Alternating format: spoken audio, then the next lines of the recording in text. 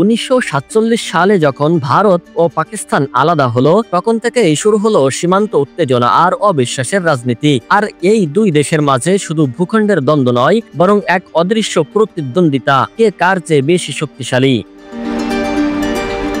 1965 সাল, এরপর 1999 সালের কারগিল, দুটি যুদ্ধ, কিন্তু শান্তি আসে না, বরং প্রতিনিয়ত চলতে থাকে পারমাণবিক অস্ত্রের প্রতিযোগিতা। আজ ভারত ও পাকিস্তান মিলিয়ে প্রায় 250টি পারমাণবিক অস্ত্রের অধিকারী। এক একটি বোমা যেন কোটি কোটি মানুষের মৃত্যুর আশঙ্কা।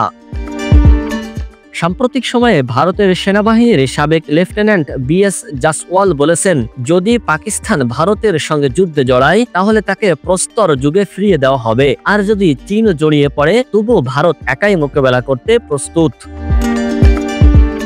জাসওয়ালের দাবি, ভারত কখনো আগ বাড়িয়ে পারমাণবিক অস্ত্র ব্যবহার করবে না, কিন্তু যদি আক্রমণ হয় তাহলে পাল্টা জবাবে পাকিস্তান সম্পূর্ণ ধ্বংস হয়ে যাবে। এমনকি উত্তর পশ্চিম ভারতে তৈরি হচ্ছে হাজার হাজার জাঙ্কার, যাতে প্রায় 2,50,00,000 মানুষকে নিরাপদে সরিয়ে রাখা যায়। তবে যুদ্ধ শুধু মাটির যুদ্ধ নয়, এটি মনস্তাত্ত্বিক যুদ্ধ। ভারতের পরিকল্পনা রয়েছে পাকিস্তানের কমান্ড সেন্টারের প্রথমে ধ্বংস করা, পরমাণু লঞ্চ ও সাইটগুলো আগে থেকেই টার্গেট করা, এবং মিডিয়ার মাধ্যমে ভয়ভীতি ছড়িয়ে জনগণের মনোবল ভেঙে দেওয়া, যেমন আমরা দেখতে পাই রিপাবলিক বাংলাতে।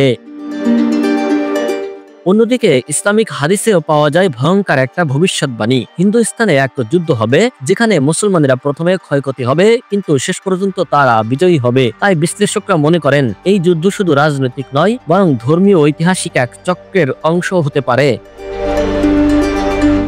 পাকিস্তান হয়তো প্রথমে আক্রমণ করবে না, কারণ ইসলাম বলে আক্রমণ নয়, প্রতিরোধই মুসলমানদের পরিচয়। কিন্তু ভারত যদি পারমাণবিক অস্ত্র ছোড়ে তাহলে পাকিস্তানের শহরগুলো কয়েক ঘন্টার মধ্যেই ধূলিসাৎ হতে পারে। আর এই যুদ্ধই হতে পারে তৃতীয় বিশ্বযুদ্ধের সূচনা, যা ছড়িয়ে পড়বে বিশ্ব জুড়ে।